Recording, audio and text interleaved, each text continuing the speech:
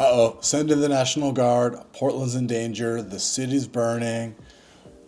Look, you guys, the stuff you're seeing in headlines might be a little bit exaggerated. I've actually got the city here behind me.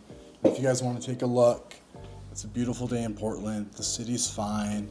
Portland has been the center of a lot of scrutiny, and there's a lot of misinformation, whether Portland's safe or not. My name is Jason Connelly. I'm a real estate agent here in Portland, Oregon, and I've been living here my entire life, selling real estate here in Portland for the last 5 years, and I work with a ton of buyers who ask me the same thing, whether Portland's safe or not. So today I'm going to walk you guys through what's causing this reputation, whether Portland's really safe. We're going to dive into some actual statistics, and then I'm going to give you guys my very biased opinion on whether it's safe to live here or not. So taking a short look at the recent history of the city of Portland, 2010, 2015, Portland was among the most desirable in this country, known for its coffee shops, its craft breweries, its bike culture, being near the great outdoors. Portland was continuing to grow at a very, very fast rate up until 2020. And we all know what happened in 2020. Of course, there was COVID-19, there was the shutdown. There was also the George Floyd protest, but there was a couple things that happened very specific to the city of Portland, which contributed to the problems that it's facing now, one of which was the decriminalization of hard drugs. Now, I'm not here to get into politics, whether that was right or wrong. Portland's a city that comes from a place of acceptance, and if you want to learn more about why they did this, I encourage you to do your own research. But the thought process was that Portland wouldn't prosecute and penalize people for making these mistakes, and would allocate resources more towards rehabilitation. Now, as a resident in Portland, I can say that that project failed. Going into more recent years, the city of Portland and the people have spoken, and significant changes have been made. There's been a complete overhaul of local leadership, and Measure 110, which decriminalized hard drugs, has been changed back.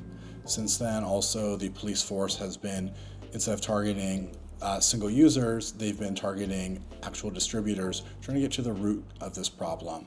There's also been major changes with homelessness, with shelter in place, and projects like that, where they're really looking to combat these problems from the start, so they don't become problems or burdens for the city of Portland. When I'm thinking about safety, I'm not going to be talking about the people that come here and flee other parts of the country for either political persecution, discrimination against their sexuality, race, or gender identity. I don't know where to find those measurable stats, but I do know how to source the violent stats and the property crime stats, which I find are the most measurable ways that we can determine whether a city is safe or not. In the city of Portland, it's 751 out of every 100,000 people experience some level of violent crime, which is less than 1%. And then it is 6,324 out of every 100,000, which puts us at 6%, or about 1 out of every 16 are going to experience some level of property crime. So going into my experience as a real estate agent that works with a ton of buyers moving from all parts of the country, they've all said the same thing, that the violence is and the crime stories are completely overhyped, and they visit here and often decide to move here because they find Portland to be this perfect blend of lifestyle, of city living, and affordable housing, comparatively to New York, Boston, California, Seattle. We have all the things that any other major city has to offer at a much lower price. So, again, me personally, I've traveled to other cities, both domestically and internationally. And internationally, there's signs on the streets about pickpockets, and when I was in a few major cities in Europe, there was active military on the streets, and that's not something that I've experienced here. Going down, I remember years ago, I walked down the wrong street in downtown San Francisco, and I did not feel safe. That's something I've never experienced here. I'm out walking my dog, on these exact streets every night, and not once have I worried about my safety or felt like I had to carry a weapon or worried about getting robbed. Granted, I'm 6 foot, 210 pounds, and I walk with a 70-pound dog, but I've never personally felt in danger. I have had an Amazon package get stolen off my porch, so I guess technically I've experienced property crime, but that's I think a really small price to pay for living in a city that offers as much as it does.